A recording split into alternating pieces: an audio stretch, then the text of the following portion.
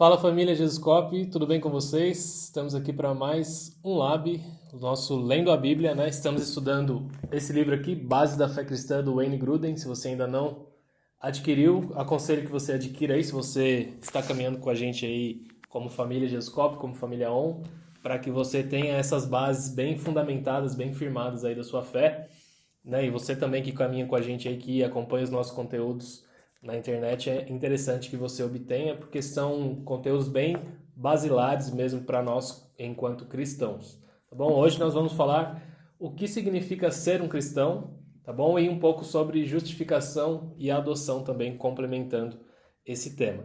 Né? Antes disso, vamos fazer uma oração aqui juntos para que o Espírito nos conduza nesse momento e esteja à frente, nos conduzindo tanto no ensino quanto na compreensão da palavra de Deus. Amém? Feche seus olhos aí se você puder.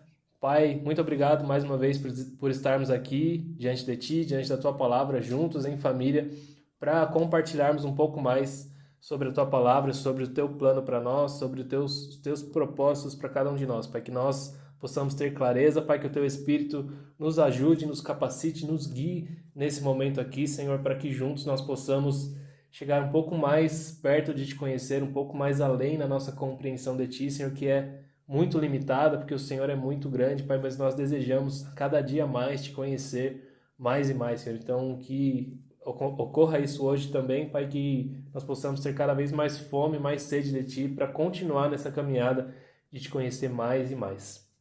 Em nome de Jesus, amém. Então nós vamos, né, como eu disse, ver o que significa ser um cristão, né? E ele usa um versículo base aqui de Romanos 8, versículo 30, se você quiser abrir aí, né, ou se quiser tomar nota, fique à vontade.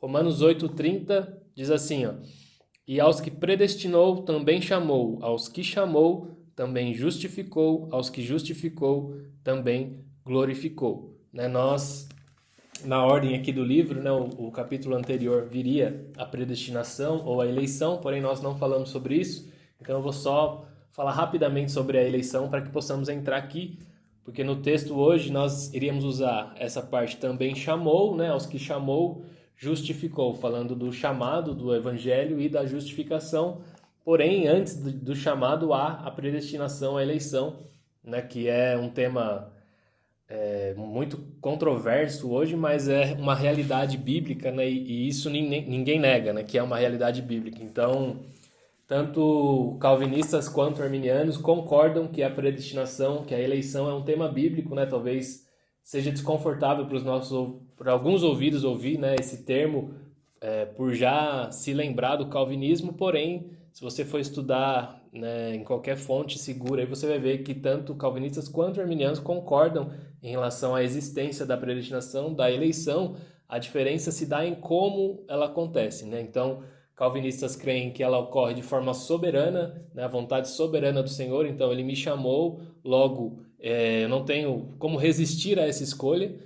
E os arminianos dizem que o Senhor, ao chamar, né, nós temos já uma graça comum, algo que é dado a todos os homens, que nos capacita a responder a esse chamado do Evangelho, e então o Senhor predestinou aqueles que ele sabia previamente que creriam, né? Como Pedro diz lá que Deus, pela presciência de Deus, né? Eleitos pela presciência de Deus. Então, eles usam muito esse texto para dizer isso, que eles foram eleitos, mas pela presciência de Deus, não por uma escolha soberana, mas para nós isso não faz diferença. Como já falamos aqui diversas vezes, né? Esse assunto é um assunto secundário que nós não precisamos bater o martelo, né? E como igreja nós tratamos assim. Então, a predestinação, a eleição é algo bíblico, né? Então, nós já fomos predestinados, já fomos eleitos antes da fundação do mundo. O como isso ocorreu não importa tanto, né? O que importa é que ocorreu e estamos aqui hoje perante o Senhor, né? Estudando juntos aqui.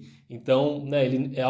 Continuando o versículo, Romanos 8:30, aos que predestinou, então a esses que ele escolheu, que ele elegeu, né? Ele chamou, e aos que chamou ele também justificou, e aos que justificou também glorificou, né? Então hoje nós vamos falar dessa parte do chamado, né? O que significa ser um cristão, ele coloca aqui, né? Sinceramente, ao ler só o tema, eu até achei que ele ia falar de coisas comuns aos cristãos, né? Crenças comuns aos cristãos ou obrigatórias aos cristãos, de certa forma, né? Porque nós entendemos que enquanto cristãos, todos nós temos que ter um conjunto de crenças em comum, que nos permita, né, fazer parte, então, da família de Deus, né, da família da fé e concordar numa base comum de coisas para que juntos possamos ser parte do mesmo povo, da mesma família. Porém, ele trata aqui dessa questão do chamado, né? Então ele coloca esse versículo como base por isso, dizendo, né, que o modo como nós nos tornamos cristãos. Então ele começa aqui dizendo com o subtítulo chamada efetiva, né, o chamado eficaz, que é o chamado que opera em nós para que nós atendamos então ao evangelho, né, ao convite do evangelho, às boas novas do evangelho, para que nós de alguma forma reajamos a esse chamado. Então, ele chama isso de chamado efetivo, né, que é quando nós já respondemos. Como o autor aqui, o Wayne Grudem, é bem calvinista, ele já fala diretamente que esse chamado é irresistível, né, que nós não há nenhum tipo de participação nossa nesse chamado, né, e nós simplesmente somos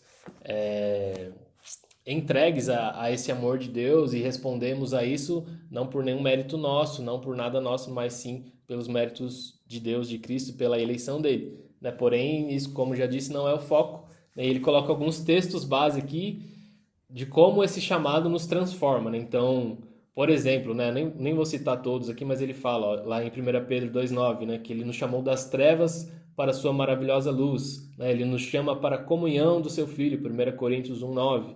Ele nos chama para o seu reino de glória, 1 Tessalonicenses.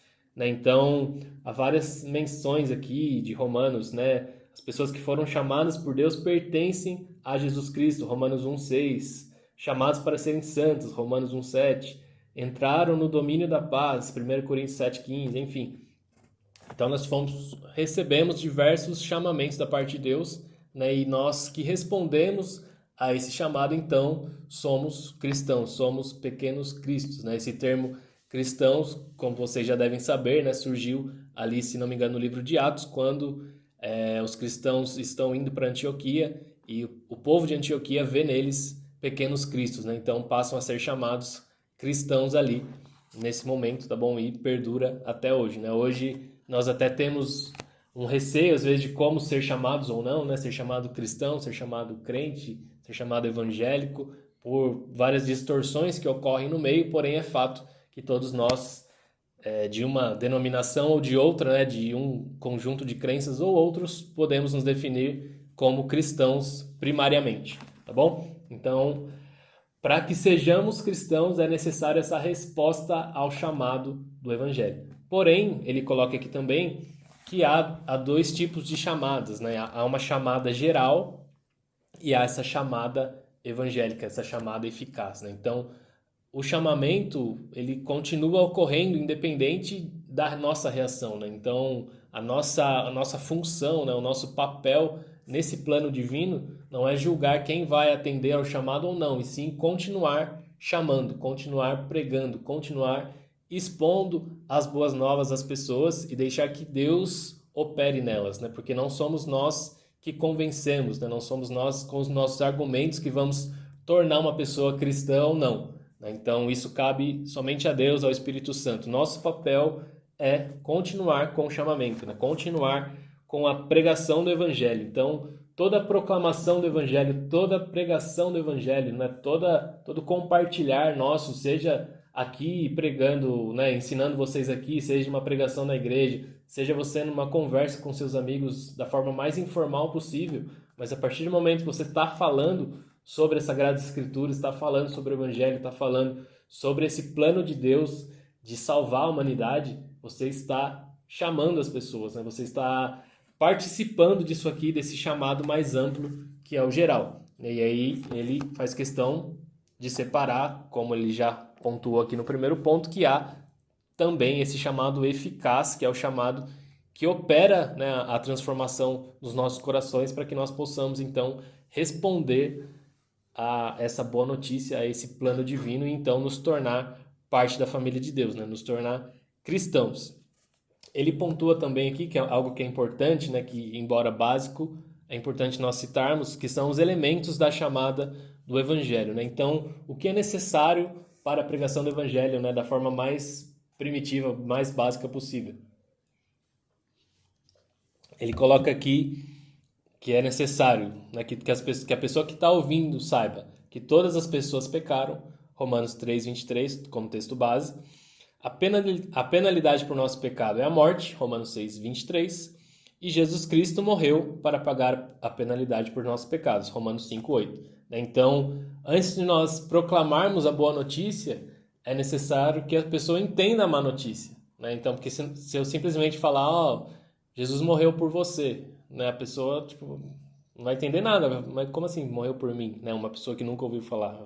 Por que ele morreu por mim, né? Tipo, o que eu fiz para ele ter que morrer por mim? Então, é necessário introduzir primeiro a má notícia para depois dar a boa notícia, né? Então, como nós fazemos isso? Né? Dizendo que Deus criou o mundo perfeito, porém o homem pecou. E todos os homens pecaram, né? Dentro disso. Em Adão, todos nós pecamos e continuamos pecando, né? Em Adão, todos nós caímos e continuamos a cair. Então, essa é a introdução que nós temos que dar, né? Mostrando o mundo pecaminoso, né? Corrompido pelo pecado que nós vivemos hoje. Né? Qual a punição desse pecado? Né? O que Deus falou para o homem? Né? No dia em que você comer, certamente morrerá. Né? Então, como ele cita aqui Romanos 6:23, né? O salário do pecado é a morte. Né? A justa punição pelo nosso pecado é a morte. Então, alguém tem que morrer. E a boa notícia é, nós não precisamos mais morrer como consequência do nosso pecado. Jesus Cristo já morreu para pagar esse preço, né? Essa dívida nossa em nosso lugar. Então nós podemos confiar na obra de Jesus para que então possamos ser livres, né, dessa condenação do pecado, dessa penalidade do pecado. Então, como o Léo pregou, né, como o Léo ensinou aqui na última semana sobre a expiação, né, a obra de Cristo, a perfeita obra de Cristo, né, tanto em vida quanto em sua morte e ressurreição, é o que nos deixa aptos a fazer parte, então, né, a nos colocar em Cristo, né, a nos posicionar atrás de Cristo perante o Pai para que possamos ter acesso a Ele, né? Essa substituição que Cristo fez morrendo em nosso lugar nos permite hoje acessar a presença de Deus e estar diante dele, tá bom? Então, esses são os elementos básicos dessa chamada do Evangelho. Todos pecaram, o salário desse pecado é a morte e Jesus pagou, né, a nossa dívida para o Pai, né? Então, não há mais nenhuma dívida para aqueles que estão em Cristo, tá bom? Daí ele coloca textos bases aqui, né, do próprio Jesus chamando, né, Mateus 11:28-30, venham a mim todos que estão cansados, sobrecarregados, e eu lhes darei descanso. Tomem sobre vocês meu jugo e aprendam de mim, pois sou manso e humilde de coração, e vocês encontrarão descanso para suas almas, pois o meu jugo é suave e o meu fardo é leve. Então, o próprio Jesus faz esse chamamento de forma muito direta. Tem um texto clássico aqui também de João 3,16 que ele cita, porque Deus tanto amou o mundo que deu seu Filho unigênito para que todo aquele que nele crê não pereça, mas tenha a vida eterna. E João 6,37 diz que quem vier a mim, eu jamais o rejeitarei. Então, esse chamado continua, esse chamamento continua e ele é eficaz em todos aqueles que foram eleitos, predestinados, como já mencionei anteriormente. Tá bom? Isso não importa o como. Então, como essa chamada é recebida? Como isso nos afeta? Aqueles que recebem, então, esse convite e aceitam, ocorre o ato da regeneração, que é o termo usado na teologia. Então, nós somos regenerados, nós nos tornamos nova criatura, nova criação a partir do momento que reagimos, de alguma forma, a esse chamado e nos entregamos ao Senhor. Como diz lá em 2 Coríntios 5,17, somos feitos nova criatura, e como diz em Ezequiel 36:26, ele nos dá um novo coração. Diz lá, darei a vocês um coração novo e porei um espírito novo em vocês. Tirarei de vocês o coração de pedra e lhes darei um coração de carne. Então, esse evento do receber a chamada é algo instantâneo. Essa regeneração é algo que ocorre instantaneamente no nosso coração, operado pelo Espírito. É o selo dessa nova aliança, o sinal dessa nova aliança é essa transformação do coração. Agora não há mais leis externas a nós, as leis estão escritas no nosso próprio coração pelo Espírito. Então nós não precisamos mais da lei como nossa tutora. Nós temos o Espírito que nos guia em toda a verdade. Então ele nos lembra como nós devemos viver e ele nos ensina, e claro, com base na palavra que nós também recebemos, absorvemos, ouvimos, lemos, estudamos, isso vai crescendo mais e mais, e nós vamos compreendendo então como essa nova criatura regenerada vive, né? Mas esse ato já ocorreu, nós já somos nova criatura, nova criação, já temos esse coração novo e passamos então a viver a partir disso, né? A viver a partir dessa nova criação, não mais de acordo com o nosso velho homem, tá bom?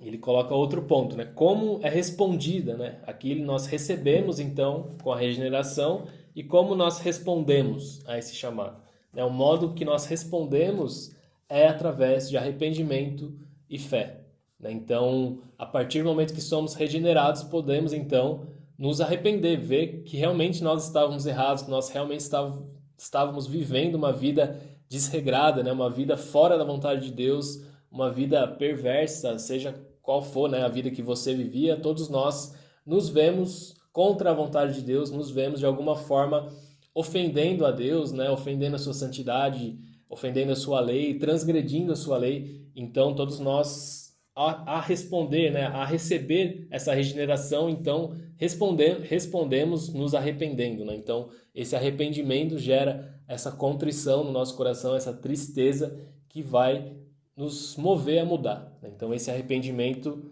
ele é não somente algo, não somente uma tristeza passageira que não vai operar nada em nós, né? Mas ela é uma tristeza que opera a mudança em nós. Então, Paulo diz, né, não lembro onde exatamente, que há dois tipos de tristeza, né? Há essa tristeza que gera arrependimento e há uma tristeza que simplesmente gera culpa, né? Então, nesse caso aqui, para a salvação, né, a resposta dessa chamada é essa tristeza que gera em nós essa contrição, esse arrependimento, esse desejo de viver a vontade de Deus, de viver de acordo com os planos dele para nós, né? Então, isso é muito importante que nós possamos viver assim todos os nossos dias, né? E de fato responder. E ele coloca aqui, né, que é um termo também teológico, que essa é a fé salvífica, né? Então, como da mesma forma como ele diz que há dois tipos de chamado, há um chamado geral, né, que é a própria proclamação do evangelho, e há um chamado efetivo, que é aquele que é respondido. Então, da mesma maneira, a fé, né? Há uma fé geral, uma fé comum, uma crença, e há uma fé salvífica, né? Então, somente responde, né?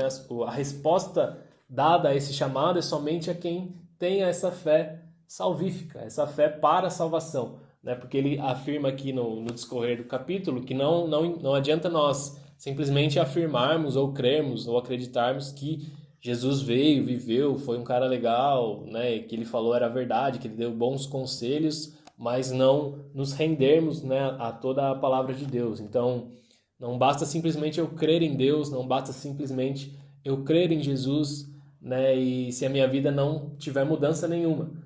A palavra de Deus requer de nós arrependimento, né? João Batista, quando começou a pregar, ele começou com essa mensagem de arrependimento. Jesus, quando começou a pregar na Nova Aliança, começou com essa mensagem de arrependimento, né? Então, arrependei-vos, né? Essa é a mensagem primordial do Evangelho, né? Então, você pecou, então é necessário esse arrependimento para que você, então, receba, de fato, né? Ou responda a essa salvação de alguma forma, né? Então, a partir do momento que somos regenerados, temos essa capacidade dada pelo Espírito de nos arrepender dessa vida pregressa que vivemos e, inclusive, nos arrependermos, continuarmos nos arrependendo, né? Porque enquanto estivermos nesse corpo falível, pecaminoso, vamos continuar falhando, vamos continuar pecando, e o Espírito nos constrange e nos capacita a continuar nos arrependendo para que nos aproximemos de Deus e não nos afastemos dele, né? Então, é Ele que nos permite ter esse arrependimento e essa fé em Jesus. Então, a nossa fé não é que nosso esforço, os nossos méritos, né, o nosso caminhar pela lei irá nos salvar. Não, nossa fé é em Jesus. É que o que Jesus fez por nós nos permite hoje, então, ter acesso ao Pai. Né, esse ponto é muito importante, que nós entendamos isso, né, que a nossa fé não está em nós mesmos, a nossa fé está em Jesus, né? Ele que é a razão da nossa fé, a razão da nossa esperança e Ele que nos conduz nessa jornada, então a partir do momento que somos regenerados e que respondemos a isso com fé, tá bom? Deixa eu ver se eu passei todos os pontos que eu marquei aqui: chamada efetiva, chamada geral, elementos da chamada, como a chamada é recebida, regeneração, né? Resposta em arrependimento e fé. Então, né, para a gente revisar rapidamente, como alguém se torna um cristão, né? Ele coloca a pergunta aqui. Então, basicamente, nos tornamos cristãos a partir do momento que ouvimos esse chamamento, né, e reagimos a ele de alguma forma. Então, nós ouvimos o chamamento, mas nós respondemos, nós reagimos a esse chamado, né? Nós cremos e reagimos, né? Então, não é simplesmente uma crença vazia, né? É necessário, para ser um cristão, né, para se tornar um cristão, essa fé salvífica que vai realmente nos levar a viver uma vida santa, justa e piedosa, né? Como Paulo escreve a Tito, né? A viver uma vida de acordo com a palavra de Deus, a de fato receber o chamado e a responder ao chamado, né? Então, é assim que nós nos tornamos um cristão, né? De fato, a partir do momento que vivemos em resposta a isso que nós vimos aqui hoje, né? Então, entendemos que Cristo morreu por nós, entendemos que éramos devedores, entendemos que estávamos no pecado, e então temos fé que o que Cristo fez, né, que a expiação, como o Léo comentou, né, na aula passada, nos é suficiente para que nós possamos então ter acesso a Deus plenamente, né? Então essa fé nos permite nos tornar cristãos, né, nos tornar pequenos cristos e viver, como sempre falamos, em resposta a isso, tentando cada dia mais ser mais parecidos com o nosso irmão mais velho, com Jesus, né, a cada dia que passa. Então, a partir do momento que entendemos isso, né, que entendemos que fomos regenerados, que entendemos que nós respondemos ao chamamento, nós passamos a viver, então, né, a nossa vida toda em arrependimento e fé. Então, essa é a nossa caminhada, né, e sempre será assim até o fim dos nossos dias, ou até que Jesus retorne. Nós sempre continuaremos a viver em arrependimento e fé, né? Crendo no que Jesus fez por nós, nos arrependendo dos nossos pecados. Claro que vamos passar a viver, vamos falar disso numa outra aula, né? Cada vez de forma mais santa, né? De acordo com a palavra de Deus, como acabei de falar, né? Mais parecidos com Jesus a cada dia. Então nós vamos buscar o caminho da santidade, vamos buscar o caminho da santificação, né, de ser mais parecidos com Cristo, de estar mais perto dele, de conhecê-lo melhor, de agradá-lo mais, de honrá-lo mais, enfim, né, esse tem que ser sempre o nosso ímpeto, o nosso desejo a partir do momento que compreendemos o Evangelho, que compreendemos, né, o que significa, como vimos aqui hoje, nesse pedaço, ser um cristão, tá bom? Então, se ficou claro aí, vocês nos avisem depois, nos deixem saber essa parte, tá bom, do chamamento. Se ficou alguma dúvida, pode colocar aí, né, nos comentários, no Instagram, onde vocês quiserem, a gente responde vocês.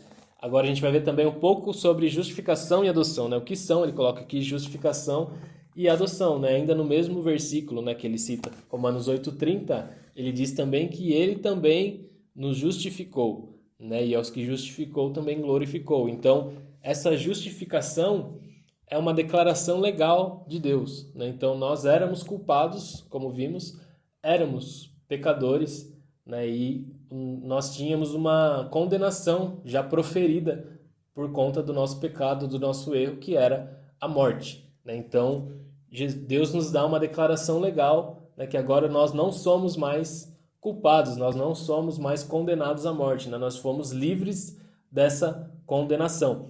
Então, nós fomos justificados por Cristo, né? O que Cristo fez nos permite hoje nos colocar como justos diante de Deus, né? Mesmo embora saibamos de todas as nossas mazelas, todas as nossas injustiças, não é por mérito nosso, né? Então, esse ato que Cristo fez é chamado, né? Esse ato instantâneo que nos faz justos diante de Deus, é chamado de justificação, então, né? Então, ele atribui a justiça de Cristo a nós através do sacrifício de Cristo, né? Então, leiam depois Romanos, né, capítulo 3, 4 e 5, Paulo explica muito bem isso, deixa muito claro como ocorreu essa parte de justificação, né? Então, ele cita aqui alguns textos também, né? Romanos 3:26, ele diz, ó, ele é justo e justificador daquele que tem fé em Jesus, né? Romanos 5:1 diz que somos justificados pela fé, Gálatas 2,16, ele diz: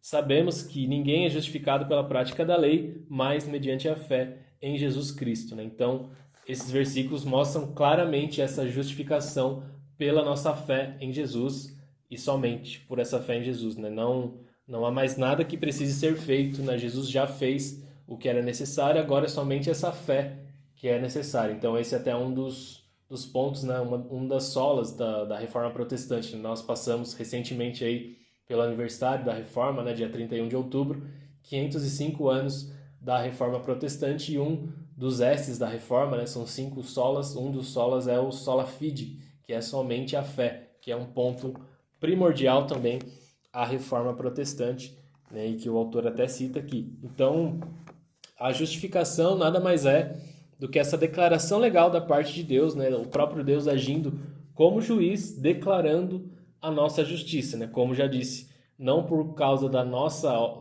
nosso mérito, né? Não por causa das nossas obras, não porque nós cumprimos a lei, mas por causa de Cristo, né? Cristo já pagou a nossa penalidade, Cristo já tomou o nosso lugar, né? Ele nos substituiu, então nós podemos ser declarados justos diante de Deus, né? Paulo escreve, não me lembro onde também exatamente, mas que aquele escrito de dívida, né, que nos era oposto foi rasgado, né? Então Jesus rasgou completamente, né? Até um exemplo do próprio Martinho Lutero, né, que é o pai da Reforma, dizendo sobre isso, né, que se não me lembro exatamente o contexto, mas ele disse que o diabo estava o acusando, né, de suas mazelas, de seus pecados, colocando toda a sua culpa diante dele, né, e citando pecado por pecado, né, toda aquela lista, e ele vai concordando, né, não, realmente, né, realmente, eu errei nisso, eu pequei nisso, né, falhei, mas pode colocar aí no final, né, foi pago pelo sangue de Jesus, né, eu não tenho mais dívida nenhuma.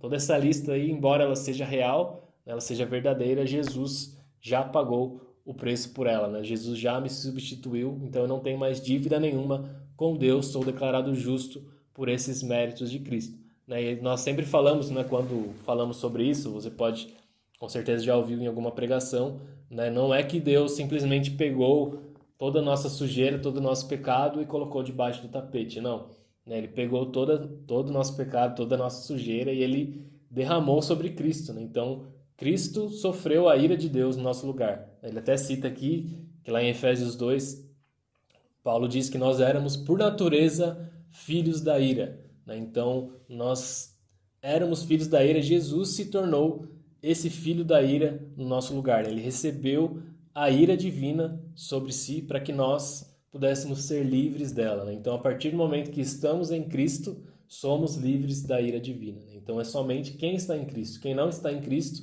ainda receberá essa ira no futuro, né? No juízo final, como veremos aqui também mais para frente nesse livro, tá bom? Mas quem está em Cristo está livre dessa ira, não por mérito seu, repito, mas pelo mérito de Cristo. Cristo nos capacita a ser justos diante de Deus, né? E nos Paulo diz, né? Paulo não, né? O autor de Hebreus, que não há consenso se é Paulo, diz que nós podemos ter ousadia a entrar, né, diante de Deus no trono da graça, porque nós temos um sumo sacerdote que se compadece de nós, né? Que passou pelas mesmas coisas que nós passamos, né? E sem pecado. Então, Cristo nos permite hoje ter essa ousadia de ser declarados justos diante de Deus. E ele faz questão de enfatizar aqui novamente que a justificação é somente pela fé, né? Não há mais nada que nós tenhamos que fazer, né? Talvez muitos ainda não entenderam isso, mas é isso que a palavra de Deus diz, né? Então nós somos,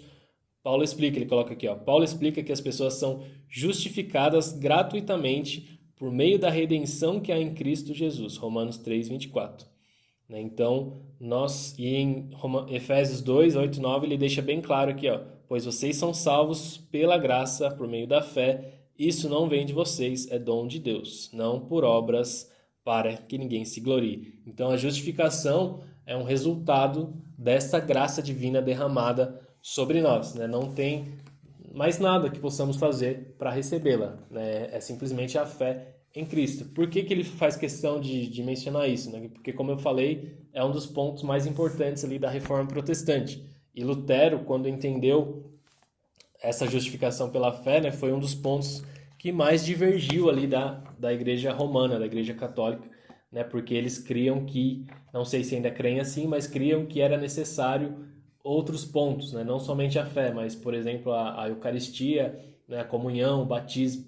Então eles colocavam esses sacramentos da igreja católica também como necessários para a justificação. E Lutero fala, não, a justificação é somente pela fé. Ele deixa isso muito claro, rompendo então, né, como todos nós sabemos, com o credo católico, com a Igreja Católica, e então entendendo dessa forma, né? Ele diz aqui, ó, a doutrina protestante da justificação diz que somos totalmente justificados por Deus no instante em que cremos, pois agora já não há condenação para os que estão em Cristo Jesus, Romanos 8:1. Tá bom? Então, cremos assim, justificados somente pela fé em Cristo Jesus e adotados agora na família de Deus, né? Então, nós falamos bastante sobre isso no estudo que fizemos sobre Efésios, capítulo 2. Se você quiser, dê uma olhada lá, tá no nosso YouTube da família Jesuscope, tá bom? Então, ele fala aqui também da adoção, né? Além da nossa justificação, nós fomos adotados, fomos agora incluídos na família de Deus, né? Nós, enquanto gentios, né, aos que são gentios, que não são judeus, estávamos longe de Deus, longe das alianças, longe dos patriarcas, né, sem fé, sem Deus, sem esperança no mundo, Paulo diz, mas Deus interviu em nosso favor e decidiu estender a nós a possibilidade de fazermos parte, então, dessa aliança e nos tornarmos, inclusive, filhos de Abraão, né? Então, que é o que Paulo vai dizer em Romanos, que a filiação, né, o fato de nós fazermos agora parte da família de Deus e sermos filhos de Abraão provém da fé e não da lei, né? Não das alianças, mas da fé. Então todos nós hoje estamos na mesma condição que um judeu também que crê em Jesus como Messias, né? Em Yeshua como seu Messias. Todos nós somos parte da mesma família, fomos incluídos, inseridos na família de Deus, né? Como Jesus usa ali em João 15, né? Quando ele diz a questão da figueira, né? Nós fomos enxertados na videira. Então, nós, como esses ramos enxertados agora, somos parte da mesma videira, né? Nós fomos enxertados ali na família de Deus e fazemos parte dessa família, né? Acho que eu me confundi do texto aqui, mas não tem problema. Tem algum texto que fala isso, mas não me lembro exatamente se é João 15, tá bom? Depois vocês conferem aí.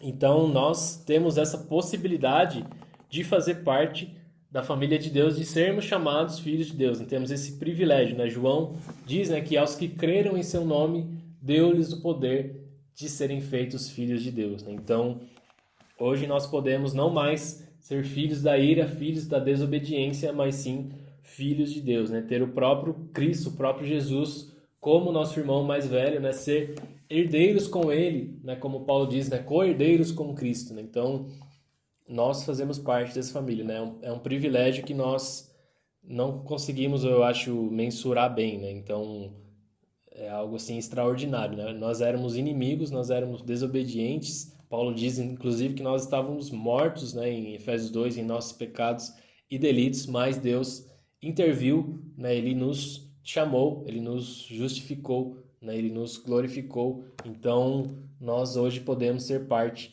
da família de Deus, né? E ele cita aqui que nós, em 1 João 3:2 diz, agora somos filhos de Deus, né? Então, mas ele faz questão também de mencionar aqui no final, né, que nós ainda não temos essa plenitude, né? Porque a gente pode pensar, mas então, se eu sou filho de Deus, né, minha vida vai ser só alegria, né? Vai dar tudo certo, Deus vai estar comigo, né? Não vou ter problema de saúde, não vou ter problema financeiro, né? Não é isso que a palavra de Deus nos diz, né? Nós continuamos, sim, tendo aflições, tendo lutas, né? Basta nós lermos o Novo Testamento, a vida dos apóstolos, né? Ou livros, por exemplo, o livro dos Mártires, que diz como foi o fim, né, dos 12 apóstolos. Então, nós continuamos, sim, tendo sofrimento, tendo dificuldades. O próprio Jesus nos prometeu que teríamos aflições, né? Então, continuamos e continuamos gemendo, né? Ele cita aqui Romanos 8:23, que nós gememos juntamente com o Espírito, né? E a própria natureza geme, o Espírito geme, nós gememos, aguardando aquele dia, né? A plena manifestação dos filhos de Deus, né, como a natureza geme, e nós aguardando também a nossa glorificação para que sejamos livres desse corpo, né, como Paulo diz lá em Romanos 7, né, que nós somos homens miseráveis enquanto estamos presos a esse corpo, que não conseguimos fazer o bem que desejamos, né, mas o mal está sempre diante de nós. Então, nós gememos enquanto nesse corpo, porém, já entendendo a nossa filiação, né, já entendendo que somos filhos. E eu sempre falo isso, né, que é esse conhecimento, né, essa mentalidade de filho muda completamente a nossa relação com Deus. Enquanto você não entender que você é filho de Deus, que você é amado, que você é aceito, que você foi adotado, já foi inserido, né, como falamos aqui, já foi predestinado, já foi chamado, já foi justificado, já foi glorificado, já está assentado com Cristo nas regiões celestiais, né, a sua relação com Deus muda completamente quando você entende isso, né? Então, eu falo por mim, né? Sempre dou meu exemplo, né? Porque eu tinha Deus como alguém distante, né? Como um juiz, como um senhor que era distante e estava sempre pronto para me punir, né? Ele estava lá cheio de regras, verificando se eu estava cumprindo ou não, para que ele me punisse se eu descumprisse, né? Eu tinha Deus como uma figura assim, né? Alguém mau que queria o meu mal, né? E não como um pai amoroso que me ama e que fez tudo isso que nós vimos aqui por mim, né? Então, Deus é esse pai amoroso, né? Deus é um bom pai, né? Embora talvez nem todos nós tenhamos boas referências de pais, Deus é um bom pai, né? Ele não é imperfeito como nosso pai, ele não erra, né? E ele nos ama tanto que, como vimos aqui, deu o seu próprio filho unigênito para que todos nós pudéssemos, então, ser inseridos na sua família, né? Ser colocados de volta, né, no nosso lugar como filho, né? Ele nos criou para isso, nos criou para se relacionar conosco, né? Porém, como já sabemos, o pecado fez todos aqueles males, né? Nos rompeu esse relacionamento, mas Deus decidiu intervir. Ele não quis permanecer sem a nossa comunhão, sem essa vida em comunidade juntamente conosco, né? Criados à sua imagem e semelhança, justamente para comungar com Ele, né? Para continuar construindo e tendo relações de afeto com Ele, com a Trindade, né? Então, esse é o tamanho do amor de Deus por cada um de nós, tá bom? Então, ele basicamente é isso, né? Nós falamos sobre a questão do que significa ser um cristão, falamos sobre o que é justificação, o que é adoção, e ele termina aqui com uma pergunta, perguntando exatamente isso, né? O que nós responderíamos, então, como justificação, né? E o que você pode responder é o que eu comecei dizendo, né? Nós tivemos a nossa dívida paga, né? Nós não devemos mais nada a Deus, não porque nós pagamos, mas porque o próprio Cristo pagou, né? Ele nos substituiu e então nos tornou livres, nos tornou justos diante de Deus pelos seus próprios méritos, né? Pelos seus atos, pela sua vida perfeita, pela sua morte, pela sua ressurreição, pela sua ascensão, por tudo que ele fez. Ele nos permite hoje ter ousadia de chamar o próprio Deus, né? Criador de todas as coisas, de Pai, né? Tá bom? E é importante, né, que nós, ele coloca aqui, né, também, nós cremos realmente que fomos justificados de uma vez por todas, né? Porque muitas vezes o modo como nós vivemos talvez não demonstre isso, né? Nós ficamos sempre querendo nos justificar por nossos próprios esforços, por nossos próprios meios perante Deus, né? Mas já fomos justificados, né? Como eu disse, já fomos regenerados, já fomos justificados, já fomos inclusive glorificados, né? Porém, ainda não vislumbramos a glorificação, mas já é algo real, né? A palavra diz, como eu já citei, já estamos assentados com Cristo nas regiões celestiais. Cabe a nós, hoje, com o entendimento disso, viver uma vida em resposta a isso, né? Viver uma vida, de fato, reagindo a todo esse amor, né? Reagindo a toda essa graça, não mais reagindo à lei, não mais temendo a lei, não mais, né, vivendo aquela vida de legalismo. Ah, pequei, né? Então estou longe do Senhor. Não, não é isso que Deus quer, né? Então você vai pecar, é normal, né? Não se afaste de Deus, se aproxime mais dele quando isso ocorrer, né? Então que o Espírito vai continuar gerando esse arrependimento em você, vai continuar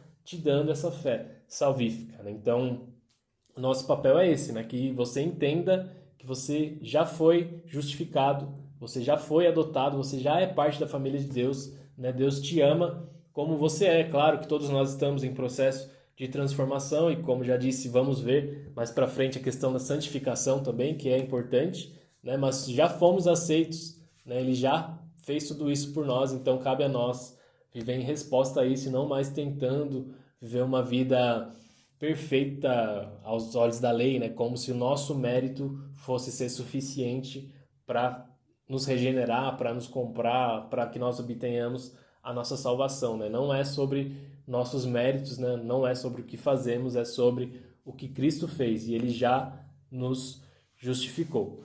Amém? Então é isso. Se ficou alguma dúvida em relação a tudo que eu falei, podem colocar nos comentários, tá bom? Podem perguntar para mim pessoalmente, se você tiver meu número, ou no Instagram também, fiquem à vontade. E espero que tenha cooperado de alguma forma com o entendimento de vocês para que juntos possamos cada vez compreender um pouco mais da palavra de Deus e ser cada dia mais parecidos com Ele. Vamos só fazer mais uma oração e a gente já encerra. Pai, nós te agradecemos mais uma vez por estarmos aqui diante de Ti, Senhor, e pedimos que o Senhor torne verdade cada uma dessas palavras em nós, para que nós entendamos que, Senhor, fomos chamados, para que respondemos a esse chamado, que o Senhor nos elegeu, Pai, que o Senhor nos justificou, Pai, que o Senhor nos glorificou, Senhor, que nós agora estamos em Cristo, Pai. Em Cristo nós não precisamos de mais nada, Pai. Nós já temos tudo que nós precisamos, Senhor. Nós só precisamos continuar caminhando, olhando para Cristo, olhando para Ti, Senhor, e buscando crescer mais e mais em graça, em conhecimento, Senhor, e em santidade, Pai. Em nome de Jesus, nos ajuda, Pai, a ser mais parecidos com o Teu Filho, a viver de fato pelo Espírito, Pai, não mais pela nossa carne. Pai, no nome de Jesus nós pedimos e já te agradecemos. Amém? Deus abençoe vocês então, até a próxima aula.